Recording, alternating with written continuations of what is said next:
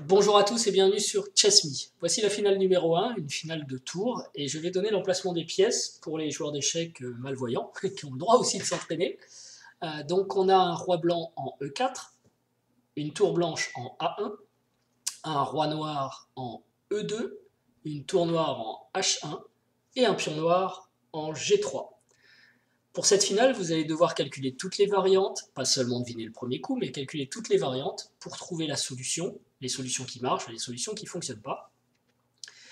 Et les blancs jouent et gagnent. Alors c'est intéressant parce que dans cette position, en fait, les noirs ont un pion de plus, il est à 2 cases de la promotion, le roi blanc semble un peu loin, et les 2 tours sont en prise. Donc c'est une position très curieuse. Alors pour les plus forts d'entre vous, vous pouvez mettre la vidéo sur pause et commencer à réfléchir. Et puis si vous ne trouvez pas, je vais donner ensuite un indice. Donc je vous engage maintenant à mettre sur pause. Si vous avez trouvé, bravo, la solution viendra après. Si vous n'avez pas trouvé, voici un indice. Évidemment, au trait, les blancs ont envie de prendre la tour H1 qui est en prise. Le problème, c'est que si on fait tour prend H1, il y a G2 qui attaque la tour. La tour peut venir par exemple en G1, roi F2, et si on veut éviter de perdre la tour, on enlève la tour, tour A1, G1, dame, et en fait, on est obligé de prendre la dame, et c'est partie nulle. Donc, on a vu que l'immédiat tour prend H1 ne fonctionne pas, du moins si on joue après tour G1. Alors on peut peut-être essayer tour H2 pour clouer le pion, mais en fait après roi F1, c'est un peu la même position, on va faire dame, et donc la tour doit se sacrifier contre le pion pour ne pas être perdant. Et c'est parti nul. Ok, ça c'était le premier indice. Donc vous pouvez remettre, pour ceux qui n'avaient pas trouvé la position sur pause, et essayer de résoudre en ayant compris que en fait, la solution ne consiste pas à prendre la tour H1. Ok, j'espère que vous aurez trouvé maintenant la solution. En fait, toute l'idée repose sur la particularité de la position du roi noir, qui est certes près de son pion et de sa tour, mais un petit peu mal placé parce qu'il va manquer d'espace.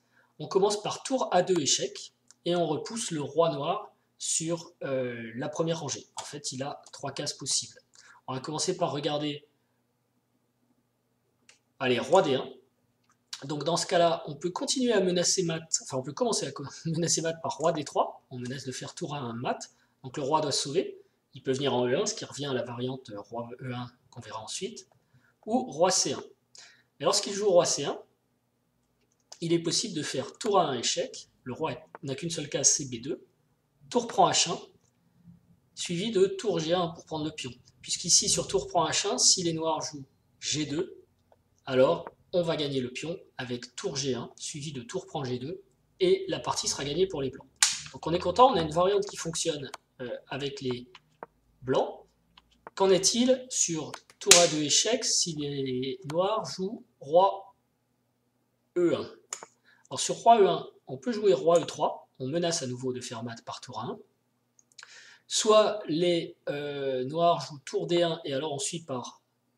Bon, on peut faire tour 1 échec, c'est le même motif que tout à l'heure et ça va fonctionner. Roi C2, tour prend H1, et on va gagner le pion ensuite. Par exemple, G2, tour H2, il est cloué, on va le ramasser, ou tour G1, ça aurait été bon aussi. Et la dernière possibilité, donc, c'est roi F1.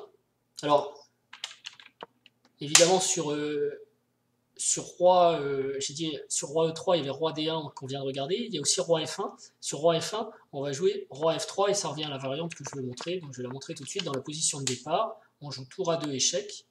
Si roi F1, roi F3, menace mat. Le roi est obligé de s'éloigner. Et à nouveau, on a la possibilité de jouer tour A1, puisque le roi est très près du pion, il pourra ramasser le pion G3. Donc roi D2 échec, tour prend H1, suivi de roi prend G3 ou roi prend G2 si le pion bouge. Et la partie est gagnée pour les blancs. Il suffit de mater après avec une tour. Voilà, j'espère que vous aurez trouvé. Je vous félicite si c'est le cas. Sinon, continuez à vous entraîner. Surtout, il ne s'agit pas de deviner le premier coup, mais de tout calculer. Et je vous dis à très bientôt. Ciao.